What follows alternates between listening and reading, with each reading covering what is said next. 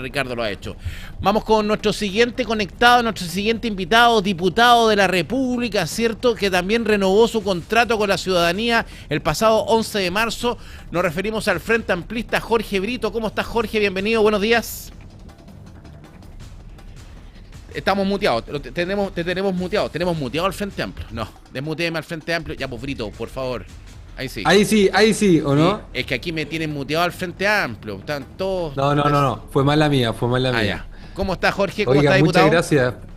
Bien, aquí saludos desde Valparaíso. Estamos en agenda territorial, pero siempre atendiendo la contingencia porque estas 3 semanas en el Congreso del nuevo gobierno se han hecho más largos de lo que muchos esperábamos. Bueno, usted ahora es integrante de la Comisión de Hacienda, importante, Sí, la señor. comisión que ve, o sea, estuvo con el ministro Quirós. ¿Cómo lo encontró? ¿Simpático, pesado, agrandado? ¿Cómo lo encontró? Mire, yo lamento que el ministro Quirós haya ido con 0 capacidad de diálogo al Congreso.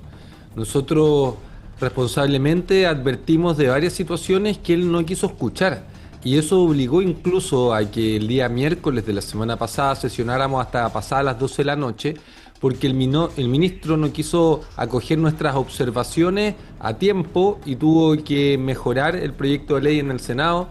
Y en resumidas cuentas, nosotros le dijimos, ministro Quirós, la soberbia no es buena consejera, porque al final, por no escuchar, termina haciendo un camino mucho más complicado que el que hubiese sido si escuchara. Y escuchar es lo mínimo que tenemos que hacer en el Congreso Nacional. Si en algún lugar del país hay que escucharse ahí. Y ahora el problema es que el costo no es que lo pago yo, lo pagan todas las chilenas y chilenos, y especialmente las medianas empresas a las que el ministro Quirós le subió la base imponible, le subió los impuestos. Bueno, ahora estamos con Jorge Brito, diputado del Frente Amplio por el distrito número 7, ¿cierto? Valparaíso de Viña del Mar, integrante de la Comisión de Hacienda. Jorge, tenemos uno de los mayores problemas que tenemos en la incertidumbre de lo que va a pasar en las próximas semanas en materia económica. Ayer escuchábamos, ¿cierto?, en los diferentes informativos de Pura Noticia, la posibilidad que suba el pan, por ejemplo, ¿cierto? Entre un 5 y un 10% puede subir el pan. Importantísimo, sobre todo nosotros que nos gusta la buena marraqueta, ¿cierto? Y estamos ahí. Ya nos subió la micro, sobre todo en los pasajes del interior. Por ejemplo, la micro local de Valparaíso Viña no puede subir, pero eso nos subió el pasaje de San Antonio a Valparaíso, el Pullman Peñuela, ¿cierto? Subió la Sol del Pacífico, la gente que va de Viña a Quillota a Viña. En el fondo, este golpe le va a hacer de la benzina, le va a llegar a la gente que no tiene auto, al decil más bajo de nuestra población. ¿Cómo ayudamos a esta gente? Y me va a creer que yo le he preguntado a varios parlamentarios esto, y yo no sé por qué, voy a escuchar su respuesta, pero ¿cómo ayudamos a esta gente? ¿Cómo llegamos a ese decil más bajo que el sueldo que le paguen ahora, a finales de marzo, los primeros días de abril, no le va a alcanzar para llegar a finales de abril? Porque esa es la realidad. Porque las cosas en abril van a estar al menos un 10, un 15% más caras de lo que estaba en marzo, partiendo por la micro. Entonces, ¿cómo le ayudamos? Mire, primero hablando con la verdad. El gobierno ha falseado la verdad respecto al estado de la situación financiera que se toparon. Tuviste como el ministro Quirós repetía por todas partes de que no había caja, y ahora se dan cuenta datos oficiales de la misma dirección de presupuesto del gobierno del presidente Kast de que la caja del fisco es superior a 3.600 millones de dólares. En consecuencia, este dato mañoso lo utilizaron para fundamentar malas decisiones. Y Jorge, acá tenemos que tener algo claro, que gobernar es por sobre todo solucionar. Y el gobierno en 3 semanas ha creado más problemas de los que ha solucionado. El ministro Quirós se lo dijimos, si usted no soluciona esto de traspasarle el costo del alza de los combustibles a las familias, va a crear 20 problemas más. Y los resultados son los que estamos viendo y los que tú adviertes, que suben 30% el precio del kilo de pan, a lo menos, según la Asociación de Panaderos, que suben los precios del transporte público. Le suplicamos al ministro Quirós que congelara, como lo hizo para Santiago, en el Transantiago, los precios del transporte público en regiones. Ahí tenemos un error, diputado, porque yo escuchaba el mismo error de los alcaldes.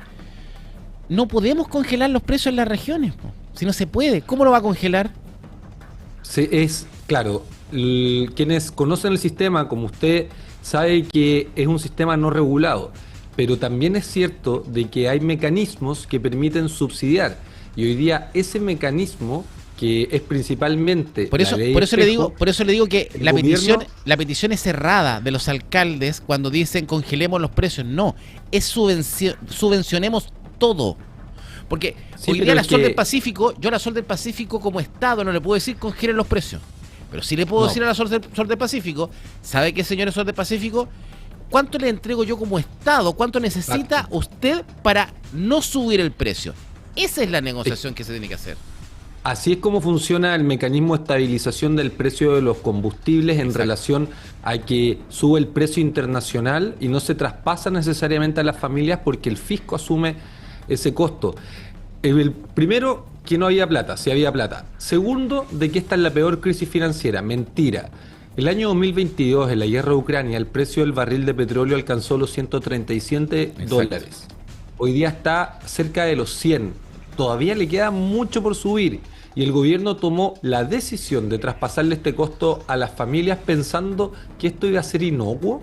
Si todos los economistas de Chile y el mundo advierten que el aumento del alza de los combustibles genera un efecto multiplicador en la economía en donde los que menos tienen Pero por son eso los le que pregunto, más ¿cómo, ven cómo vamos en perjudicados. ayuda? Porque el gobierno no Y se va a desdecir, no se va a retrotraer. es que tiene que hacerlo y puede hacerlo. La forma de solucionar los 20 problemas que creó el ministro Quiró es inyectarle más recursos al mecanismo de estabilización de los precios de los combustibles y eso se puede vía proyecto de ley. Lo hicimos en dos oportunidades en el periodo pasado. Se inyectaron 2.500 millones de dólares y con eso el aumento del precio internacional no golpeó tan fuertemente a las familias y el fisco se puso. Pero hoy día si usted hace un ejercicio, Jorge, para algunas áreas de la economía, los pescadores artesanales, un bote de Concón, de Caleta Higuerilla, San Pedro, Portales, Membrillo, necesita a lo menos 120.000 pesos la semana pasada para salir a la mar a la pesca de la merluza. Hoy día necesita 160.000 pesos, mínimo. La actividad de la pesca artesanal se hace más difícil. Le pedimos apoyos al gobierno y prácticamente ni nos acusó recibo y sacó apoyos para los taxistas, para conductores, pero no para los pescadores artesanales que de los 1.600 pesos que cuesta el litro de combustible, a lo menos 930 pesos van al pago de impuestos y tan solo 670 pesos es el costo real del combustible. Entonces hoy día el fisco engorda con el esfuerzo de quienes se trabajan en forma más sacrificada y eso es algo que pusimos en evidencia en el Congreso y que el gobierno no quiso escuchar y el daño no me lo provocan a mí, se lo provocan a la gente de esfuerzo, a los que hoy día menos tienen. Por eso hacemos un llamado a que el gobierno desista de traspasarle el costo a las familias y mediante un proyecto de ley inyecte recursos frescos al MEPCO Ahora, para de esa forma contener el alza o incluso disminuir el precio actual de los combustibles. Es del todo posible, se requiere voluntad que el ministro Quirós no ha tenido, pero que este gobierno tiene que tomar, pues de lo contrario están empujando al país a una crisis inflacionaria. bueno, esa es como primera opción. O sea, primera opción que el gobierno se retrotraiga, sea algo que retroceda. Ya, pero supongamos que el gobierno no acepte, porque lo más probable es que no acepte. ¿Por qué nos ha costado tanto? Porque dentro de las medidas paliativas, ¿cierto? La verdad que yo la encuentro bastante vergonzosa las medidas. Esto de no subir el precio de la parafina, los 100.000 pesos para el taxista, lo conversábamos con Franco Parisi. Decíamos, ¿para quién son los 100.000 pesos? ¿Para el dueño del auto o para el chofer del auto? Que no es lo mismo, ¿cierto? Porque el que arrienda el auto, el chofer, etcétera. Pero, ok, pero ¿por qué nos ha costado tanto? Y sobre todo a la camada de partidos de diputados, ¿cierto? O algún tipo de propuesta en conjunto de crear un tipo de bono o un bono que vaya directo, ¿cierto?, a la familia del decil más bajo. Porque ahí está la solución. Independiente, ¿cierto?, de los costos que a todos nos pesa, pero hoy día tenemos un sector de la población que queda completamente desprotegida y mientras discutimos si el gobierno lo está haciendo mal o bien, ellos no van a llegar a fin de mes. ¿Por qué no presentarle directamente al gobierno? Y yo creo que hay piso político para hacerlo, para generar un nuevo IFE, por ejemplo. Renovación Nacional tenía una idea similar. La gente del PDG yo creo que estaría disponible. Y ahí prácticamente el gobierno sería bastante minoría y no se podría oponer a un bono. ¿Por qué no hacerlo? Porque en muchos análisis esto resulta mucho más caro y no soluciona los problemas que crean las medidas que ha tomado el ministro Quirós.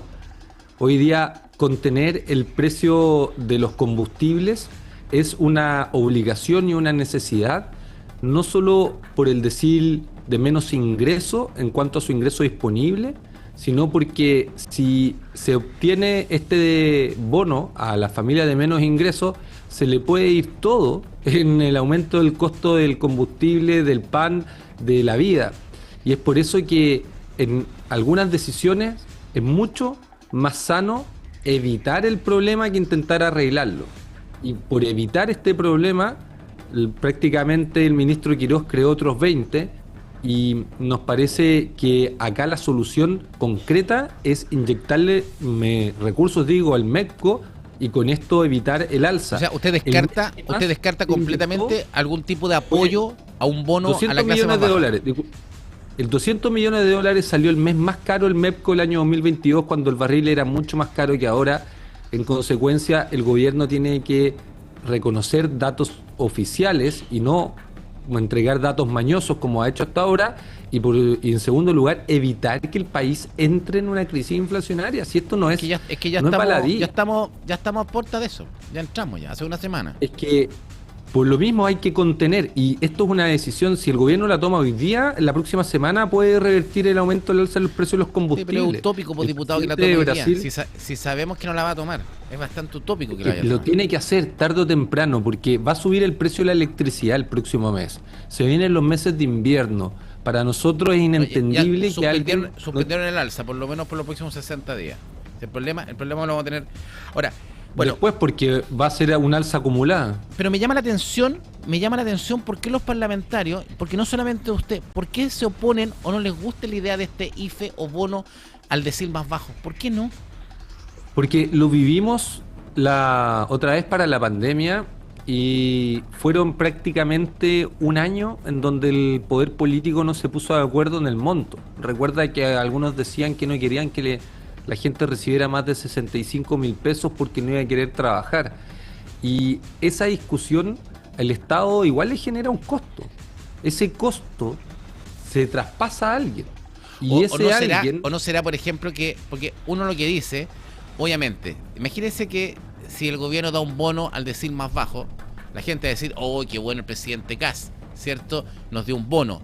¿No será por un tema político que la izquierda no le daría paso a un IFE? No, al contrario, nosotros queremos ser una oposición constructiva, no odiosa. Queremos contribuir a solucionar los problemas a la gente, pero para eso el gobierno tiene que evitar hacer más problemas. Y hoy día los problemas los ha creado el gobierno. El presidente de Brasil, Lula da Silva, ha anunciado que no aplicará el impuesto al petróleo durante esta alza para no asfixiar la economía.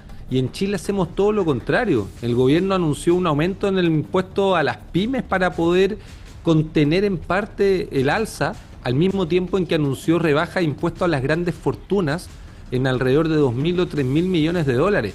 Si el gobierno desiste de bajarle el impuesto al 1% de empresas más grandes del país, va a poder contener el aumento del alza de los combustibles y se evitaría lo que significa fijar un bono que después te fijan requisitos para acceder al bono, que después gente cree que lo va a tener y no lo tiene, y que genera también costos sociales importantes. Acá hay una decisión que es traspasarle el costo a la gente, que tiene que ser revertida mediante un proyecto de ley.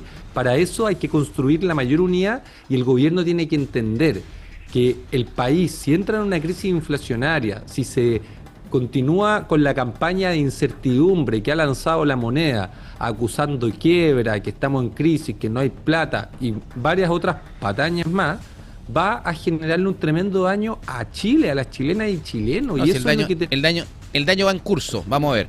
Oiga, diputado, quiero llevarlo a otro tema. No es que esto no sea importante, yo creo que es el más importante de todo, pero usted es un hombre reconocido por la defensa del mar, reconocido por la defensa de los pescadores. El año pasado me acuerdo que estábamos ahí en las protestas. No es que yo andaba protestando con usted, sino que estábamos ahí cubriendo las protestas, ¿cierto?, de los pescadores. Y les sacan la ley de pesca, se la sacan. No entiendo. A ver, contextualícenos por qué el gobierno la saca, cuál es la visión, qué es lo que se busca. Después que nos costó tanto llegar a un acuerdo, ahora la ley se sale. Cuéntame eso, Jorge. Estamos con Jorge Brito, diputado del Frente Amplio. ¿Qué nos afecta y qué puede pasar con el mundo de la pesca? Bueno, está en estado de alerta.